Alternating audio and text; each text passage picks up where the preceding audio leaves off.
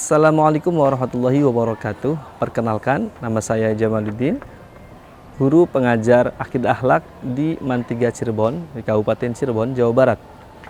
Sekaligus mahasiswa PPG dalam jabatan batch 3 di UIN Has Jember dengan nomor urut 3921680218091. Kali ini saya akan berbagi video praktek pengajaran uji kinerja dengan nomor urut pendaftaran 2025440102.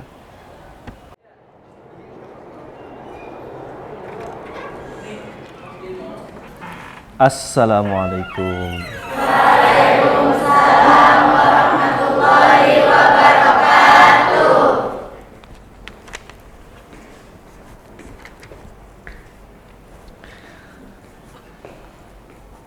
Selamat pagi anak-anak. Pagi. Gimana, alhamdulillah hari ini sehat semua ya? Alhamdulillah sehat. Alhamdulillah. Ini saya harapkan pagi ini kalian lebih ceria, lebih semangat lagi belajarnya, melebihi hari-hari sebelumnya. Untuk itu sebelum kita mulai pelajaran hari ini, marilah kita membaca doa dulu. Nah, kita berdoa bersama, nanti kalian ikuti saya. Kita mulai. Bismillahirrahmanirrahim. Bismillahirrahmanirrahim. Raditu billahi robba. Raditu billahi robba. Wabil islami dina. Wabil islami dina. Wabi sayyidina Muhammadin nabiyya wa rasula. Wabi sayyidina Muhammadin nabiyya wa rasula. Wabil qur'ani imama wa hukma. Wabil qur'ani imama wa hukma. Rabbi zidni ilman. Rabbi zidni ilman. Warzuqni fahman. Warzuqni fahman. Allahumma ftah qalbi. Allahumma ftah qalbi. Futuhal arifina. Futuhal arifin. Wassalihin. Wassalihin. Amin. Oke, pagi ini sebelum kita mulai, saya terlebih dahulu akan mengabsen kalian. Mudah-mudahan ini berangkat semua. Kelas 10F. Adelia Nur Kusuma, Ahmad Kafabihi, Aliza Kurota Ayun, Amelia Tusefi, Andra Permana, Cecilia, Zahwa Rahmatika. Oke, selesai. Hari ini alhamdulillah berangkat semua. Baik, kali ini kita akan mempelajari mengenai Islam wasatiyah, ya. Islam wasatiyah sebagai rahmatan lil alamin. Oke, terlebih dahulu Bapak akan memberikan kalian, ini tujuan pembelajaran pada pagi hari ini. Nah, tujuan pembelajaran peserta didik mampu menganalisis pemahaman Islam wasatiyah atau Islam moderat sebagai upaya membentuk sikap moderasi beragama dalam akidah muamalah untuk mewujudkan harmoni kehidupan berbangsa dan bernegara yang berkebinekaan. Itu yang pertama, tujuan pembelajarannya. Kemudian kriteria ketercapaian tujuan pembelajaran adalah menjelaskan pengertian Islam wasatiyah. Kalian harus bisa menjelaskan pengertian Islam wasatiyah, kemudian menentukan dalil tentang Islam wasatiyah. Kalian juga selain harus hafal juga harus memahami isi dalil tentang Islam wasatiyah. Kemudian mengklasifikasi paham-paham Islam yang berkembang di Indonesia, ya, menganalisis paham yang mencerminkan Islam wasatiyah, menganalisis cara berpikir yang mencerminkan Islam wasatiyah. Ini kalau kalian bertanya mungkin kenapa kemudian ada beberapa perkembangan Islam, pemahaman Islam, karena corak Islam wasatiyah adalah corak Islam yang memang bisa bisa mencerminkan bangsa kita yang berkebinekaan.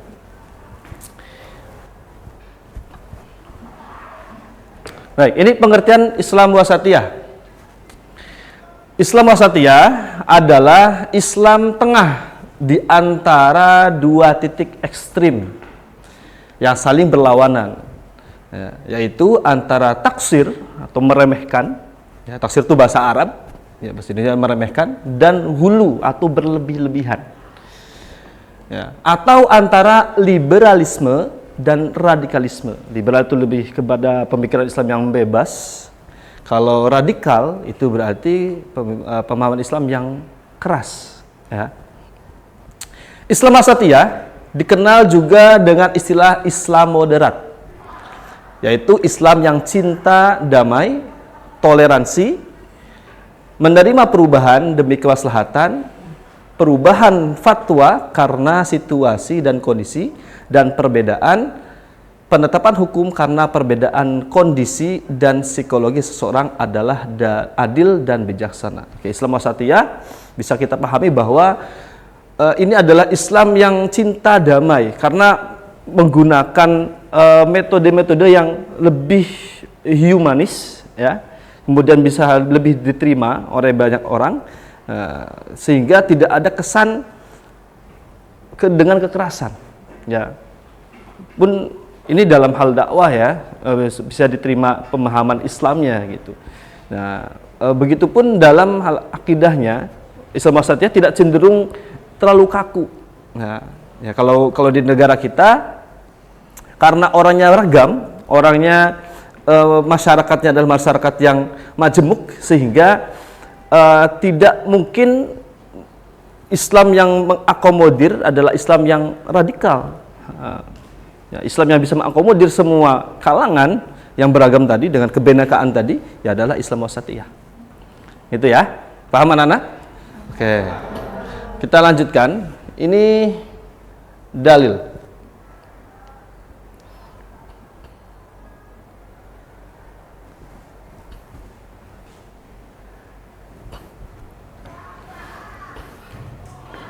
Oke.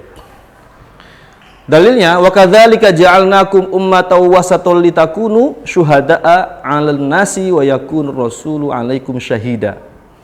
Ini dalil yang berkaitan dengan Islam wasatiyah. Jadi Islam wasatiyah, wasato itu diambil dari lafaz wasaton pada ayat wa kadzalika ja'alnakum ummatan wasaton.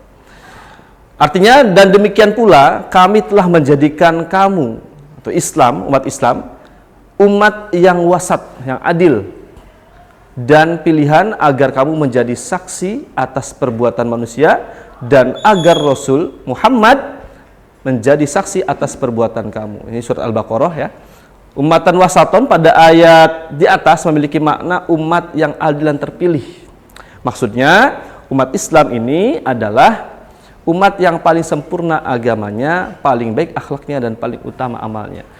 Jadi sekiranya kita bisa mengamalkan, bisa merepresentasikan bahwa ketika memang kita mengklaim sebagai Islam wasatiyah, kita harus bisa menggambarkan Islam yang adil dan bijaksana.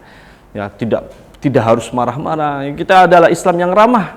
Ya, Islam wasatiyah adalah Islam yang ramah, nggak boleh marah-marah. Ya, sesuatu hal yang berkaitan dengan furu', ya perbedaan furu' ya, maka tidak perlu, tidak patut untuk disikapi dengan sikap yang keras, tetapi dengan sikap yang ramah.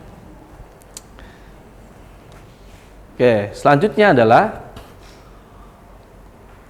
ini juga bisa menjadi sebuah dalil bahwa Islam wasatiyah adalah Islam yang baik. Kenapa? Karena dari wa khairul umur awsatuha, dan sebaik-baiknya perkara adalah yang sedang-sedang saja. Ya, tidak berlebihan dan tidak kurang. Ya, tadi dijelaskan bahwa kalau Islam wasatiyah adalah Islam yang ada di antara radikal tidak liberal itu artinya bebas, terlalu mudah, atau yang radikal. Radikal itu artinya terlalu keras. Ya, kayak dulu liberal itu lebih cenderung pemikiran Islam yang bebas sehingga menyamakan semua agama, misal ya contoh. Ini juga tidak bisa. Atau kebalikannya, terlalu keras pun juga tidak bisa. Ya, semisal orang yang berbeda dalam sudut pandang syariat, hukum syariat itu banyak ya cabangnya. Semisal fikih, dalam pembahasan fikih itu ada beberapa perbedaan pendapat, semisal. Ya, kalau orang radikal memahami perbedaan pendapat ini, mereka menyikapi dengan keras. Bahkan orang-orang radikal ketika berbeda, ada sebagian yang memang menghukumi ketika berbeda pun menjadi kafir. Nah, Islam wasatiyah tidak demikian. Islam wasatiyah adalah Islam yang tengah-tengah. Ya, tidak terlalu bebas karena memang kita harus berpegang teguh pada syariat, dan juga tidak terlalu keras karena nanti tidak mewujudkan konsep rahmatan lil alamin. Nah, ini ciri-ciri Islam wasatiyah, ada ciri-cirinya. Ciri-ciri yang pertama adalah tawassut. Tawassut itu artinya mengambil jalan tengah, tawazun, ya, berkeseimbangan, i'tidal, lurus dan tegas, tasamuh, kemudian musawa, ya, persamaan, ya. Kemudian syura itu artinya musyawarah, ya. Dalam beberapa hal harus dimusyawarahkan. Ya, islah, reformasi, aulawiyah, ya, mendahulukan yang prioritas, kemudian tawatur wal ibtikar, ya, dinamis dan inovatif, ya, kemudian tahaddur, berkeadaban. Ini ciri-ciri Islam wasatiyah. Islam wasatiyah tidak menggambarkan radikalisme, ya, tidak menegakkan kekerasan, tapi menggunakan konsep-konsep ini, ya, harus dengan tadi tawassut, kemudian tawazun dalam mengambil sikap, ya. Kemudian juga ada syuroknya tadi, yang musyawarah. Jadi ketika ada perbedaan, ketika ada sesuatu yang memang harus diselesaikan, maka bisa menggunakan musyawarah, tidak dengan gotok-gotokan. Ya, kemudian ada islah, ya, aulawiyah, tawatun dan tahadur. Tahadur itu berarti berkeadaban. Ini untuk Islam wasatiyah.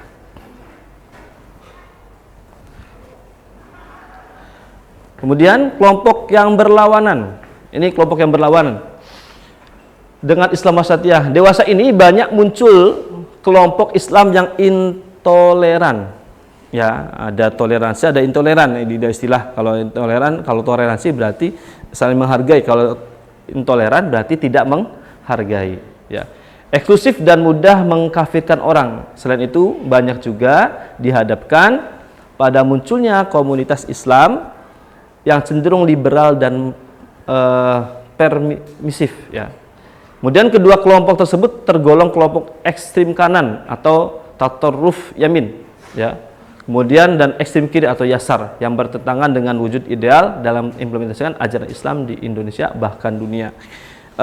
Kita pernah punya sejarah kelam. Kamu tahu nggak dulu Indonesia itu mengalami beberapa goncangan terorisme, ya. Ini dan kebanyakan mereka terorisme ini terbangun karena konsep Islam yang keras tadi. Ya, nanti akan Bapak terangkan hal ini. Oke, selanjutnya adalah radikalisme. Tapi sebelum saya lanjutkan, saya berikan pertanyaan untuk kalian. Islam itu apa? Bapak. Oh ya, apa, Jan? Islam adalah agama yang dibawa oleh Kanjeng Nabi Muhammad SAW. Oke, Oke, bagus, pertanyaan bagus. Selanjutnya, apa itu Islam wasatiyah? Siapa yang mau jawab? Oke, silakan. Islam yang di tengah-tengah, tidak radikal dan tidak liberal. Oke, Islam yang tengah-tengah, tidak radikal dan tidak liberal. Oh, bagus, jawabannya bagus. Oke, selanjutnya satu pertanyaan nih lagi nih. Islam yang rahmatan lil alamin. Oke, tadi kita sebut-sebut tuh rahmatan lil alamin. Kira-kira rahmatan lil alamin itu apa? Siapa yang mau jawabnya?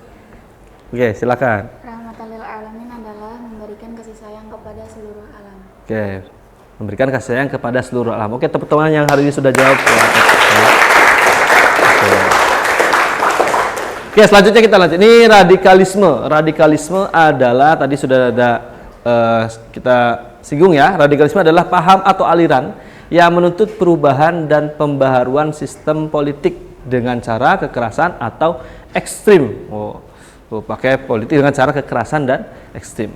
Paham radikalisme seringkali dikaitkan dengan agama atau mengatasnamakan agama, padahal semua agama tidak mengajarkan kekerasan. Ya, Islam tidak pernah mengajarkan untuk menjadi umat yang menggunakan kekerasan. Ya, apalagi menggunakan kekerasan dengan mengatasnamakan agama, bahkan mengatasnamakan Tuhan. Ya, karena kekerasan itu pasti munculnya bukan dari agama, tapi dari emosi. Ya. Kemudian, namun agama yang sering menjadi target adalah Islam. Oke. Rasul bersabda, hindarilah oleh kalian tindakan melampaui batas atau hulu dalam beragama, sebab sungguh Gulu dalam beragama telah menghancurkan orang sebelum kalian. Ya. Lanjut. Nah, ini ciri-ciri radikalisme. Yang pertama, intoleran, tidak ada toleransinya sama sekali. Orang radikalisme intoleran. Kemudian sikap berlebihan, memaksa kehendak dengan berbagai dalil, termasuk dalil agama, menggunakan cara-cara kekerasan baik verbal ataupun fisik. Ya, merasa dirinya paling benar, melakukan aksi terorisme. Nah, ini aksi yang paling keras ya dari radikalisme adalah bisa menuju pada terorisme atau aksi terorisme. Cenderung tidak berakomodatif terhadap tradisi dan kebudayaan, menolak Pancasila sebagai landasan hidup bersama bangsa Indonesia. Kalau pertanyaan kenapa sih mereka menolak Pancasila? Karena mereka menganggap bahwa yang menjadi pedoman hidup harusnya bukan Pancasila. Ya. Nah, itu saking karena mereka keras, punya pemikiran yang cenderung tekstual dalam memahami agama, sehingga mereka berpikir bahwa Pancasila tidak layak menjadi sebagai ideologi dalam bernegara. Ya. Nah, rahmatan lil alamin adalah Islam wasatiyah atau Islam yang moderat. Ya, ini tadi sudah. Kemudian kesimpulannya, moderasi beragama sebagai solusi agar dapat menjadi kunci penting untuk menciptakan kehidupan keagamaan yang rukun, harmoni, damai, serta menekan pada keseimbangan baik kehidupan pribadi, keluarga, masyarakat, maupun dalam kehidupan sesama manusia secara keseluruhan, sehingga benar-benar terwujud rahmatan lil alamin. Jadi kesimpulannya, rahmatan lil alamin ini bisa menjadi sebuah formula bagi pemahaman atau konsep dalam beragama, yaitu Islam sebagai wadah bisa memberikan gambaran, bisa merepresentasikan Islam yang mengakomodir dengan kebinekaan. Karena Indonesia adalah negara yang majemuk sehingga bisa terakomodir. Itu. Baik, setelah ini akan saya berikan kalian menjadi 4 kelompok ya, untuk mendiskusikan mengenai studi kasus yang nanti akan saya tampilkan, gitu ya. Oke, sudah saya bagikan. Ini studi kasus. Silakan kalian berkelompok untuk mendiskusikan studi kasus yang sudah saya bagikan. Dan nanti kemudian setiap kelompok bisa mempresentasikan. Ya, silakan.